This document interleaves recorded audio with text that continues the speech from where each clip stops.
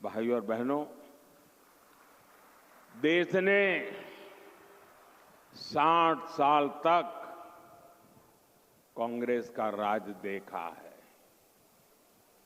और देश ने 10 साल भाजपा का सेवा काल भी देखा है। वो शासन काल था, ये सेवा काल है। कांग्रेस के 60 साल के शासन में करीब 60% ग्रामीण आबादी के पास टॉयलेट नहीं था, शौचालय नहीं था। इस 60 साल के बाद 10 साल में भाजपा सरकार ने इस देश में 100% टॉयलेट बना दिए।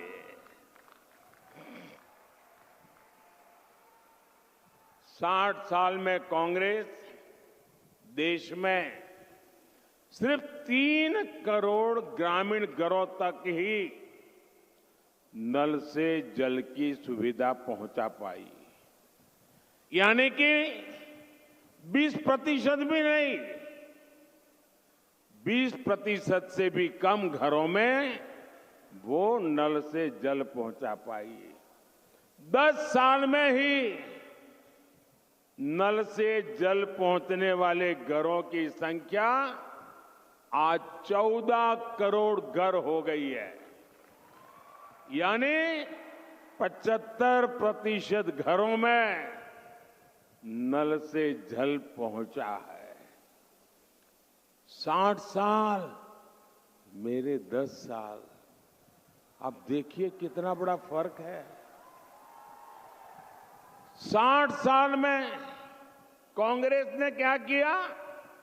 बैंकों का राष्ट्रीयकरण किया, बैंकों पर कब्जा कर लिया और ये कहा कि बैंक गरीबों के लिए होनी चाहिए, इसलिए राष्ट्रीयकरण। आज स्थिति ये है कि बैंकों का राष्ट्रीयकरण गरीबों के नाम पर करने के बावजूद भी कांग्रेस सरकार 60 साल में करोड़ों गरीबों के बैंक खाते नहीं खोल पाई। मोदी ने 10 साल में 50 करोड़ से ज्यादा जनधन बैंक खाते खोले। जीरो बैलेंस से खोलने का निर्णय किया। जो बैंक के दरवाजे तक गरीब देख नहीं सकता था, आज गरीब बैंक में जाकर के हाथ मार करके उसके साथ कारोबार करने लगा है। साथियों, 2014 में जब आपने आपके इस बेटे को गुजरात से दिल्ली भेज करके देश की सेवा करने का आदेश दिया, उस समय बड़े विद्वान अर्थशास्त्री देश के प्रधानमंत्री थे। उनके बाद मुझे मौका मिला। जब उन्होंने छोड़ा था तब देश दुनिया में 11 नंबर की इकोनॉमी थी, 11 नंबर। हमारा नंबर 11 पर था। 10 साल में गुजराती ने, एक चाय वाले ने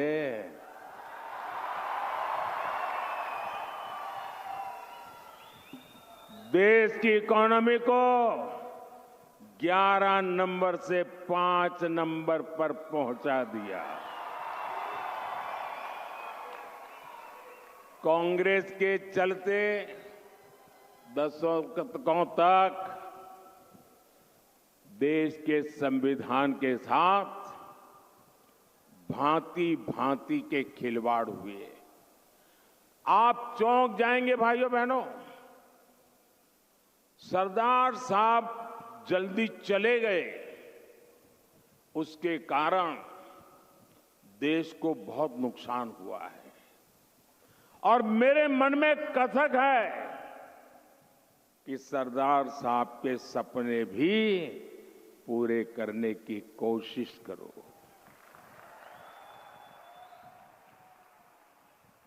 आपको पता है भाई, ये कांग्रेस के शाहजादे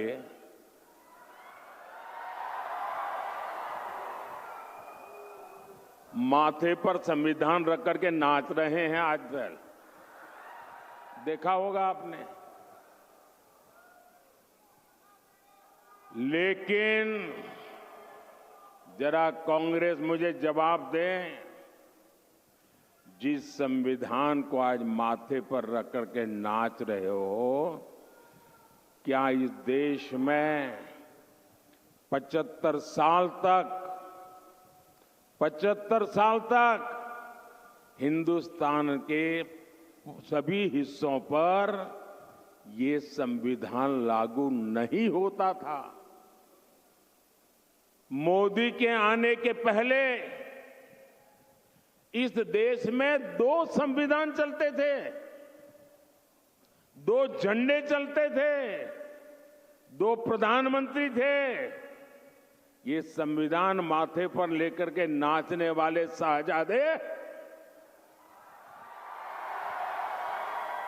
आपकी पार्टी कांग्रेस ने, आपके परिवारजनों ने देश में संविधान लागू नहीं होने दिया था। कश्मीर में हिंदुस्तान का संविधान लागू नहीं होता था। धारा 370 दीवार बन के बैठी थी। ये सरदार पटेल की भूमि से आए हुए बेटे ने उस 370 को भी जमींदोज कर दिया और सरदार साहब को सबसे बड़ी श्रद्धांजलि मैंने दी है।